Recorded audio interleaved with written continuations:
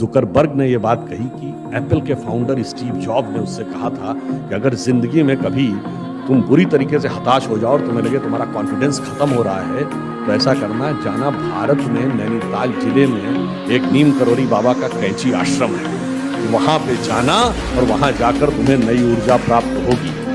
और mark Zuckerberg ने भारत यात्रा के दौरान इस बात का उल्लेख किया कि मैं कैंची आश्रम आया, और उसने कहा पहले मैं आकर तुरंत जाने वाला था, मौसम खराब हो गया क्योंकि वो पहाड़ी क्षेत्र है, इस कारण मुझे रुकना पड़ा। कहा 2 दिन रहने के बाद मुझे अलग प्रकार की ऊर्जा प्राप्त हुई।